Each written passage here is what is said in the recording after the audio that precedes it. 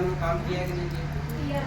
और अपन जितने बढ़ते जाते तो परमेश्वर उतनी बड़े बड़े काम करते जाता है। मैं एक अपनी पहले गवाही देना चाहती हूँ दीदी। अभी की बात है, उस दिन बारिश हो गई थी, सुंदर प्रकाश में आ रहा था, हल्की हल्की बारिश ऐसे मेरे यहाँ पे थोड़ी सी ऐसी यहाँ पड़ गई। मैं देखा शाम को देखा थोड़ी सी ऐसी थकान सी पैदा हो रही थी। तो शाम को जब मैं सोया तो बिल्कुल बुखार आ गई बहुत ज़्यादा। अगर वास्तव मेरी है कोई और होता तो यार भी दवाई लेने भी पड़ती। हर लोगों की दवाई ले आओ, यार दिक्कत हो रही है, जैसे चैन नहीं पड़ रहा है, कुछ छोड़ना पड़ रहा है, कहीं कुछ है, कहीं दवाई ले आओ।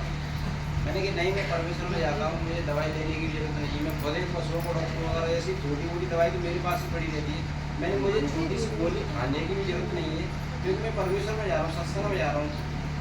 ये परमेश्वर का मंदिर है, अगर मैं परेशान हूँ तो परमेश्वर परेशान है। मैंने प्रार्थना करी, बीमार होने के बावजूद भी, बुखार आने के बावजूद भी, बहुत ज़्यादा बुखार था, फिर भी प्रार्थना करी, घंटे डेढ़ घंटे जितनी भले दिन मैंने प्रार्थना करने के बाद सो गया। और मैं सुबह जैसे खड़ा हुआ, बिल्कुल कोई बुखार नहीं है, कोई बीमारी नहीं, कोई विपत्ति नहीं। सुनो, शरीर को अपन सुलाते क्यों? ताकि वो सुबह फ्रेश हो जाए। लेकिन अपन ऐसा क्या है, जब सो जाते बिल्कुल एकदम सही हो जाते। अपन 2 दिन सो नहीं तो ये क्या होता है, शरीर शांति नहीं पा पाता, और अपने आप आंखें कुछ जवाब देने लगती है, शरीर कुछ जवाब देने लगता है, पैर कुछ जवाब देने लगता है। समझ में आ रहा है? उसी तरीके से अगर अपन अपनी आत्मा को, अपने शरीर को साफ करना चाहते, फ्रेश करना चाहते, तो कैसे होगा? प्रार्थना। मैं अगर प्रार्थना करके ना सो तो मुझे पता नहीं ठीक होता है या नहीं होता, लेकिन प्रार्थना करके सो जाए तो वास्तव में ठीक होता है।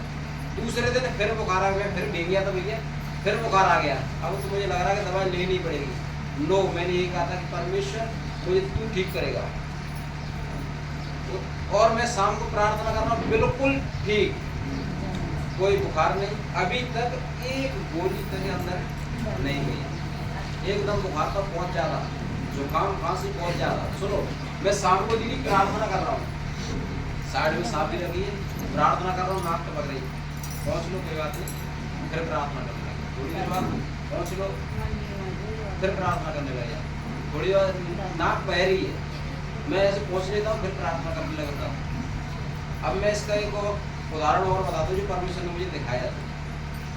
एक दिन क्या है कि ऐसी मेरी आदत सी है, मैं सुबह प्रार्थना करके ऐसे 6 बजे तक प्रार्थना कर ली, चाहे 20 मिनट के लिए सो जाऊँ, लेकिन मुझे सोने की आदत पड़ गई। मैं प्रार्थना करके वचन को पढ़ के सोऊंगा तो परमेश्वर का विजन मुझे आएगा, परमेश्वर का दर्शन मुझे आता है। और मैं सो रहा था, मुझे क्या दिखाई दिया है? मुझे दिखाई दिया था कि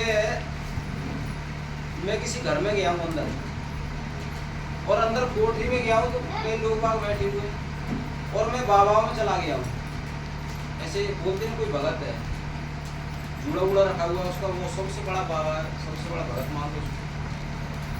और मैं वहाँ बैठा हुआ, उसने पता नहीं कैसे रबड़ जैसी ला करके मेरे यहाँ लगाई, और उसने ऐसे कुछ कर दिया। और उसने जो सबसे बड़ा था, उसने बोला था कि मैं तेरे ऊपर जादू टोना कर दिया है, तेरे देख इसका असर तुझे अभी पता पड़ेगा। धन्यवाद परमेश्वर का। मैं उसमें सुपन में क्या कह रहा हूँ, सुबह में सुपन में उससे बोल रहा हूँ बाबा से कि याकूब पर कोई जादू टोना टूटना नहीं चलेगा, मुझ पर भी कोई जादू टोना टूटना नहीं चलेगा। तुम्हारे जादू, तुम्हारे टोने मेरे ऊपर काम नहीं कर सकते। सुनो मेरी बात, उस बाबा के सामने मैं जवाब दे रहा हूँ। अगर आज अपन को बोलते सामने चल लगे कुछ करना है, अरे हम परमेश्वर के बेटा बेटी हैं, हमारे ऊपर करके तुम रह पा सकते हो। परमेश्वर हमारे साथ है, तुम कहाँ रह सकते हो? और उस जादू का मेरे ऊपर 1% भी कोई असर नहीं हुआ। सुनो मेरी बात, परमेश्वर मुझे आत्मा में तैयार करेगा। उसके बावजूद मैं घर से बाहर निकल के आया, शायद पता नहीं मुझे पेशाब लगी क्या लगी, मैं ऐसे बाहर निकल गया, घूम कर तो फिर अंदर गया। 2 गेट लगे हुए, एक जाली का, दूसरा फिर ऐसा पर्दे वाला गेट है। मैंने गेट खोला, मैंने कि खुल क्यों नहीं रहा है। मैंने फिर दोबारा जैसे जबरदस्ती से खोला गेट, तो किसी ने अंदर से ऐसे धक्का मारा है। मैंने देखा कौन है, तो एक लेडीज, एक छोटा सा बच्चा अंदर से आ रहा है। मेरी क्या बात है, मैं लेडीज से डर गया, मैं वो लेडी से उससे डर गया। मैंने कि मैंने उनसे विनती करी, माफ़ी मांगी, लेकिन उन्होंने मुझे माफ़ नहीं किया ना, मेरी विनती बिल्कुल सुना। बीच में खड़ी है, मैं बिल्कुल ऐसे लेट कर उनसे माफ़ी मांग रहा हूँ, मुझसे जो भी कोई गलती हो गई मुझे माफ़ कर दो। परमेश्वर के वचन की मैं आपको महत्व बताता हूँ। मैंने उनसे बोला कि मुझे माफ़ कर दो, मुझसे गलती हुई है, क्या बात है, लेकिन मुझे माफ़ कर दो। लेकिन नहीं, उन्होंने एक व्यक्ति को मेरे दाहिने साइड, एक व्यक्ति को बाएं साइड बैठा दिया है, मतलब 2 भूत बैठा दिया है, एक दाईं ओर एक बाईं ओर बैठा दिया और कह रहे हैं कि मैं अभी इन भूतों के ऊपर भूजती हूँ, तेरे नुकसान करेंगे, तुझे फाड़ेंगे, तुझे खाएंगे। और उन भूतों से बचने के लिए मैं क्या कर रहा हूँ, माफ़ी मांग रहा हूँ उससे। लेकिन उसने मेरी माफ़ी को नहीं सुना। मेरे पास क्या है? परमेश्वर का वचन। मेरे पास से नहीं, आप सबके पास है, क्योंकि मैं पढ़ा लिखा हूँ या नहीं हूँ। दीदी तो कुछ वचन देती, भैया तो कुछ वचन देते, उस वचन को तो अपने अंदर रख के लेकर के जाते, तो उसके कोड़े खाने से हम चंगे हो चुके हैं। अपन सपने में हो चाहे सजीवन खड़े हो, चाहे जीवित अभी अपन जैसे बात कर रहे हैं उस तरीके खड़े हो, अपन वचन तो बोल सकते हैं कि परमेश्वर मेरा चरवाहा, मुझे किसी बात की कोई घटी नहीं होगी। मैंने उस लेडी से बोला, उसने बोला अपने दूतों को हुक्म दिया, उसने अपने दूतों को हुक्म दिया कि जाओ उसको बात करो। मैंने उनको बोला, मैं तुम्हारे हाथों को तुम्हारे पैरों को यीशु मसीह के नाम में बांधता हूँ, तुम्हारे हाथ बंध जाए, तुम्हारे पैर बंध जाए। जैसे उन्होंने मेरे ऊपर हाथ लपके हैं, उनके हाथ अपने आप सिकुड़ गए, उनके पैर बिल्कुल ऐसे गठैया से है। परमेश्वर ने मेरे मुंह में क्या दी है? सामर्थ। परमेश्वर ने क्या कही थी? मेरे बेटा मेरी बेटियों, एक कुएं में से एक ही जलधारा बहती, ना कि 2। तुम भले हो तो भली धारा बहाओ, ना कि बुरी। हम भले हैं, अगर इससे बुरी बातें निकालेंगे तो हम भले काम नहीं देख सकते। मैंने बोला कि तुम्हारे हाथों को बांधता हूँ, तुम्हारे पैरों को बांधता हूँ, और वास्तव में उनके पैर बंध गए। मैं भी आपको क्या बता रहा था कि मेरी नाक ऐसे बह रही थी, बार बार पहुंचू तो फिर प्रार्थना करने लग जाऊँ, और मैंने सिर्फ डांटा, ए जुकाम मैं तुझे यीशु मसीह के नाम में डांटता हूँ, यहाँ की शांत रहे, जुकाम मेरे अंदर से निकल जा। वास्तव में मुझे दोबारा ऐसे पहुंचने की जरूरत नहीं पड़ी, मुझे दोबारा पहुंचने की जरूरत नहीं पड़ी। और ये कब की बात है? कल परसों। ऐसा हो जाता कि दवाई ले लो तो ऐसा हो जाए। लो, अपने मुंह में क्या है? सामर्थ। अपने मुंह में क्या है? पावर। परमेश्वर ने मुंह से ही सब कुछ बनाया था। स्वर्ग, पृथ्वी, आकाश, जो भी कुछ बनाया, काय से? मुंह से बनाया है। सबसे बड़ी चीज उसने क्या बनाई है? हमको और तुमको काय से बनाया है? अपने हाथों से। हम उसकी सबसे बड़ी रचना है, हम उसकी सबसे बड़ी सामर्थ्य है। अगर उसकी रचना को अपन बिगाड़ेंगे तो खुद अपन क्या हो जाएंगे? नाश हो जाएंगे। परमेश्वर ने क्या कही थी? यदि कोई परमेश्वर के मंदिर को नष्ट करेगा तो परमेश्वर उसको नष्ट करेगा। परमेश्वर का मंदिर पवित्र है, और वह कौन हो? तुम। ये बात क्यों कही थी? भैया ने भी वचन बोला था कि मेरे बेटा मेरी बेटी हो। पशुओं के तो, पंछियों के तो घोंसले होते हैं, लोमड़ियों की भटार होती है, मेरे सर रखने के लिए जगह नहीं है। परमेश्वर ने ऐसा क्यों बोला था? परमेश्वर ने ऐसा इसलिए बोला। आज भी अगर अपन देखे चाहे, इसमें अपन 50 व्यक्ति बैठे हुए हैं, 200 व्यक्ति बैठे हुए हैं, एक व्यक्ति और आ जाए तो वो भी बन जाएगा। सिर की तो छोड़ो, पूरे 4 व्यक्ति इसके अंदर समा जाएंगे। आज से 2000 साल पहले क्या एक व्यक्ति के सर रखने के लिए जगह नहीं होगी? होगी। लेकिन परमेश्वर ने ऐसी बात क्यों बोली? ये वचन क्यों बोला था कि मेरे लिए सर रखने के लिए भी जगह नहीं है? यस, नहीं थी। इस पृथ्वी पर सर रखने के लिए भी जगह नहीं थी। क्यों? क्योंकि ये पूरी पृथ्वी पापी थी। इस पृथ्वी पर क्या था? पाप। इसी वजह से परमेश्वर कह रहा था कि मैं पवित्र परमेश्वर हूँ और पाप में मेरी वास नहीं कर सकता, पाप पर मेरा वास नहीं हो सकता, पाप पर मैं अपने पैरों को नहीं रख सकता, पाप में अपने सर को नहीं रख सकता। परमेश्वर ने अपने प्राण क्यों दिए हैं? हमारे और तुम्हारे लिए। क्योंकि ये पृथ्वी पापी है, मैं अपने लहू को बहा करके इस पूरी पृथ्वी को क्या करता हूँ? पवित्र करता हूँ, साफ करता हूँ, धोता हूँ। क्योंकि परमेश्वर ने उससे पहले इस पृथ्वी को पूरी पृथ्वी को जल से धो दिया था, लेकिन जल से धोने से उस पृथ्वी का पाप नहीं मिटा था। तब परमेश्वर ने अपने पुत्र को इस पृथ्वी पर भेजा है, क्योंकि पवित्र लहू किसी कोई पवित्र व्यक्ति आएगा, वही इस पृथ्वी को पाप को क्या कर सकता है? दूर। तब परमेश्वर ने अपने पुत्र को भेजा था, और उसने अपने प्राणों को दे करके और अपने लहू को, पवित्र लहू को बहा करके इस पूरी पृथ्वी के पाप को क्या कर दिया है? धो दिया है। पूरी पृथ्वी क्या करती है? शुद्ध, पाक और पवित्र। और उसने एक वचन बोला था कि मेरे बेटा मेरी बेटी, जो कोई मुझ पर विश्वास करेगा तो वो मुझसे भी बड़े बड़े काम करेगा। सबसे बड़ी बात ये है कि हम परमेश्वर जैसे काम करना चाहते हैं, लेकिन परमेश्वर जैसे चलेना चाहते हैं। अभी बोला था कि तुम पैसे की लालच मत करो, कोई पशुओं की लालच मत करो। हम मानते हैं, हम परिवार में हमें कमाना भी चाहिए, क्यों कमाएंगे नहीं? क्योंकि परमेश्वर खुद कहता है कमाने के लिए। एक जगह परमेश्वर ने बोला है अपने परिवार का पालन पोषण कर। अगर कोई व्यक्ति परमेश्वर का दास बनना चाहता है और उसको परिवार का पालन पोषण अच्छा करना नहीं आता, तो वो कलीसिया का पालन पोषण कैसे कर सकते हैं? समझ में आ रहा है नहीं यार? इसका मतलब मुझे धंधा भी करना चाहिए, कोई पशु भी रखने चाहिए, सब कुछ करना चाहिए, पालन पोषण अपने पूरे परिवार का करना चाहिए। जब मैं अपने परिवार का अच्छा प्रबंध कर सकता हूँ, तभी कलीसिया का अच्छा प्रबंध कर सकता हूँ। काम करो लेकिन बुरे काम ना करो, ठीक है? धन्यवाद परमेश्वर। अपने बेटा बेटियों के साथ विश्वास योग्य रहो, अपने पति पत्नियों के साथ विश्वास योग्य रहो। मैं अपनी घरवाली का विश्वास योग्य नहीं बनूंगा तो क्या वो मुझ पर विश्वास कर सकते हैं? नो। समझ में आ रहा है कि नहीं? मैं एक गवाही देना चाहता हूँ, वैसे ऐसे देने तो नहीं चाहिए, लेकिन इंटरनेट की गवाही है, सब जगह पढ़ी है और ये बताना भी जरूरी है। क्या हुआ कि एक बेटी थी 50 साल की, वो एक मेरे जैसा बेटा था, वो सत्संग करता था और वो बेटी उस सत्संग में जाती थी, वो माता उस सत्संग में आती थी। और वो माता अपने दास से बोलने लगी, जैसे मुझसे कहने लगी कि भैया क्या मैं पवित्रता में चलना चाहती हूँ, और वो मेरे पति कहते हैं कि जैसे नए लड़कों की तरह संबंध रखना, ये करना वो करना। उसने परमेश्वर के दास ने कहा कि माँ क्या कोई वो गलत कह रहे हो? तुम्हारे पति हैं, तुम उनके साथ आई हो, सबसे पहला फर्ज तुम्हारा ये है कि तुम्हें अपने पति के कर्तव्य को पूरा करना। समझ में आ रहा कि नहीं आ रहा?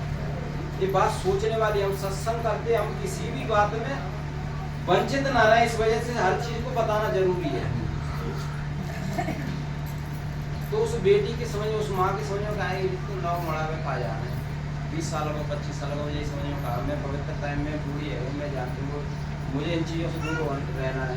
क्योंकि अपन शांति के सत्संग करते हैं, उसमें बोलते हैं पति को छोड़ दो, ये काम नहीं करना, नहाए के अपन लेटरिन करें यहाँ तो नहाना चाहिए, ये करना चाहिए, वो करना चाहिए, ये नहीं वो नहीं। उसी तरीके से वो कह रही कि अभी इनको क्या पता है, तो बच्चा है, सत्संग करते तो कहा है। लेकिन परमेश्वर का दास अगर सच्चा होगा और वचन से चल रहा होगा तो उसे वास्तव में ज्ञान होता है। उसने बताया था कि माता आप जो कह रहे हैं ठीक है, लेकिन परमेश्वर का वचन कहता है कि अपने पति के अधीन रहे। समझ में आ रहा है कि नहीं? कोई बात नहीं, लड़ाइयाँ बड़ाइयाँ होती रहती है, लेकिन पत्नी को अपने पति के अधीन ही रहना चाहिए। उसकी समझ में नहीं आई लाला तू तो लाओ है, जे है वो, कोई बात नहीं। कुछ दिनों के बाद उसी मोहल्ले की एक जवान लड़की को उसका पति लेकर के चला गया। उसी मोहल्ले की एक जवान लड़की को लेकर के उसका पति भाग गया। अब वो रो करके आकर के प्रार्थना करवा रही है कि लला प्रार्थना करते हुए वो आदमी भाग गया, एक मोड़ी लेके भाग गया। सुनो, अब तू रो रही है, अब तुम रो रही हो। पहले परमेश्वर के दास ने जो बोला था उस पर तुमने ध्यान नहीं दिया, अब तुम बाद में रो रही। इस वजह से सब तरीके की शिक्षा लेना अति आवश्यक है। जो परमेश्वर के दास कह रहे हैं उस बात को मानना भी आवश्यक है, क्योंकि परमेश्वर के दास परमेश्वर के वचन में से बताते हैं, ना कि किसी अलग से। दीदी ने जो बात मुझे बताई है, जो बात मुझे बताई, वास्तव में उन बातों पर मैं चल रहा हूँ तो आगे बढ़ रहा हूँ। जब मैं आगे बढ़ सकता हूँ तो आप क्यों आगे नहीं बढ़ सकते? हर इंसान आगे बढ़ सकता है, लेकिन वचन के अनुसार जब अपन चलेंगे तो अपने आप आगे बढ़ते जाएंगे। समझ में आ रहा है क्या? परमेश्वर का वचन में सपन में बोल रहा हूँ कि याकूब पर कोई जादू टोटका नहीं चलेगा, ये वचन में लिखा हुआ है। अगर मैंने वचन नहीं पढ़ा होता तो ये वचन मेरे अंदर जब आता, जब मैं सपन में बोल रहा था, उससे बातें कर रहा था, ये वचन मेरे अंदर दीदी नहीं आता। वचन पढ़ना सबसे अति आवश्यक है। वचन पढ़ना नहीं आता तो वचन की शिक्षा लेना सबसे अति आवश्यक है। धन्यवाद मेरे सब साथियों। आपको बेटी आकर के प्रार्थना करवा रही है कि परमेश्वर के दास प्रार्थना कर दो ताकि मेरा पति वापस आ जाए। मना कर दिया, लोग कुछ चीजों के लिए मैं प्रार्थना नहीं कर सकता क्योंकि गलती तुमने करी है, इसका परिणाम अपन ऐसी गलती ना करें कि अपने परिवार टूट जाए। समझ आ रही है? परमेश्वर जोड़ने के लिए आया, ना कि तोड़ने के लिए। और अपन अपने परिवार में क्या करेंगे, शैतान को घुसाएंगे तो शैतान को जगह चाहता है। समझ में आ रही है? अभी भैया ने एक बहुत अच्छा वचन बोला था कि आपकी समझ में आ जाए कि नहीं आ जाए, मेरी समझ में आ गया था। क्या बोला था कि 84 लाख योनियों में लगे हुए हो। इसका मैं तुम्हें एक अच्छा उदाहरण बताता हूँ। परमेश्वर ने क्या कही थी, मेरे बेटा मेरी बेटी हो, ये जीवन तुमने नहीं मुझे चुना है, मैंने तुम्हें चुना है ताकि तुम बहुत से फल लेकर के आओ। परमेश्वर हमें फल लाने के लिए कह रहा है, तो हम बगैर फल के कैसे रह सकते हैं? सुनो, हम 84 लाख योनियों में से निकल के एक योनि काय की मिल रही है, मनुष्य। शैतान क्या चाहता है कि 84 लाख योनियों में से निकल के चल अब एक योनि मनुष्य जीवन में आ गया है। चाहे इंसान में लेडीज का जन्म मिला हो, चाहे जेंट्स का जन्म मिला हो, आदमी की बॉडी है लेकिन है इंसान। 84 लाख योनियों के बाद एक जीवन मिला है, किसका? मनुष्य का। और जय जीवन में जब भरमा दूं तो अगले जैसे 84 लाख योनियां, मैंने 10 लाख योनि काट ली। अब जैसे ही अगली ये जीवन जो मुझे मिला है, 10 लाख योनि काटने के बाद मुझे ये जीवन किसका मिला है? मनुष्य का। अगर ये जीवन मेरा व्यर्थ चला जाएगा, फिर मैं आगे चल के फिर 84 लाख योनियां क्या करूंगा? बदलता रहूंगा। शैतान क्या चाहता है? मैं इस जीवन को नष्ट कर दूं, मैं इस जीवन को नष्ट कर दूं, इस जीवन में प्रवेश करके रहूं, ताकि 84 लाख योनियों में बार बार इसको क्या करना पड़े? बदलना पड़े। परमेश्वर काय के लिए आया है? मेरे बेटा मेरी बेटियों, तुम्हें 84 लाख बार तुम्हें परिश्रम ना करना पड़े, इसी जीवन में तुम परमेश्वर के पास बैठ सको, इसी जीवन में तुम परमेश्वर के पास बैठ सको, ताकि मैं तुम्हें छुड़ाने के लिए आया हूँ। समझो तो ठीक, ना समझो तो ठीक। धन्यवाद परमेश्वर। शैतान यही चाहता है कि एक जो नहीं है कैसे आज वो समय एक जो नहीं है, शैतान बसे ना, परमात्मा से प्रार्थना करके वो दूर कर सकते हो। हे पिता, मेरे अंदर अहंकार है, जलन है, कपट है, बुराई, ये शरीर के शैतान है। आत्मा के यहाँ पे आओगे, पवित्र हो जाओगे। इसी के लिए सत्संग है, यही भजन है। समझ में आया कि नहीं आया? 84 लाख योनि बार घूमने से अच्छा है एक जीवन जो मिला है, इसी जीवन को सुधार करके पिता के पास बैठ जाए। सही है कि नहीं? अगर जा जीवन में अपन भरमाए गए तो आगे जाके फिर कहूँ कछू मिलेगा, कहूँ कछू मिलेगा, कहूँ कछू मिलेगा। क्या भैंस परमेश्वर के नाम को ले सकते हैं? नहीं, मनुष्य ही ले सकता है। जे जीवन हमें मिलो, ये सत्संग पाए के लिए चलो है कि मनुष्य अपने बुरे कामों से, पापों से निकल करके परमेश्वर के साथ बैठे, या परमेश्वर से मेल मिलाप कर लेगा तो परमेश्वर के पास, ऊपर भी परमेश्वर के पास बैठ जाएगा। तो बस इसी का सत्संग है कि हमें परमेश्वर के साथ, परमेश्वर से मिलके रहना, और परमेश्वर से अभी यहाँ साथ मिला लेंगे, यहाँ मेल मिलाप कर लेंगे, तो ही अपन परमेश्वर के साथ ऊपर बैठ सकते, नहीं तो अन्यथा जगह नहीं मिलेगी। धन्यवाद मेरे परमेश्वर।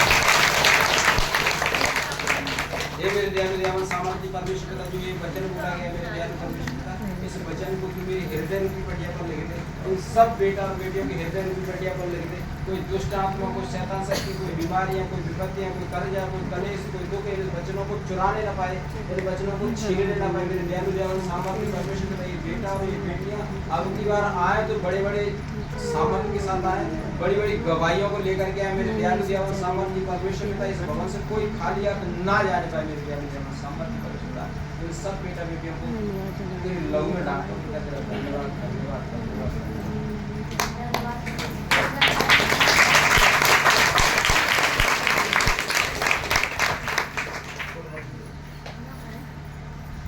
जाऊँ 1 मिनट, भजन गाओगे तो आप रुक जाऊँ, रुक जाऊँ। ज्ञान हो जाएगा। चलो, बहुत अच्छा समय, 1 साल बाद आएगी।